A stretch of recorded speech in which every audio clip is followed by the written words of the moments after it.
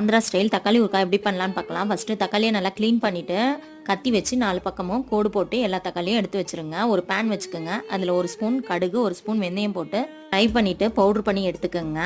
ஒரு பேனில் தக்காளி முழுகிற அளவுக்கு தண்ணி ஊற்றி கட் பண்ணி வச்சுருக்க தக்காளிங்களை போட்டு 15 நிமிஷம் வேக வச்சு எடுத்துக்கலாம். தக்காளிங்க ஆறுனதுக்கப்புறம் தோல் உரிச்சு எடுத்துக்கலாம். அந்த வேக வச்ச தண்ணியை வச்சு நீங்கள் ரசமோ சாம்பாரோ வைக்கிறதுக்கு யூஸ் பண்ணிங்கன்னா டேஸ்ட்டு சூப்பராக இருக்கும். ட்ரை பண்ணி பாருங்கள். ஒரு பவுலில் சின்ன நெல்லிக்காய் சைஸு புளியை தண்ணி ஊற்றி ஊற வச்சுக்கோங்க. தோல் உரிச்ச தக்காளியை மிக்சி ஜாரில் போட்டு நல்லா பேஸ்ட்டாக கிரைண்ட் பண்ணி எடுத்துக்கலாம். ஒரு பேன் வச்சுக்கோங்க. அதில் 2 குழிக்கரண்டி அளவு நல்லெண்ணெய் ஆட் பண்ணிக்கோங்க.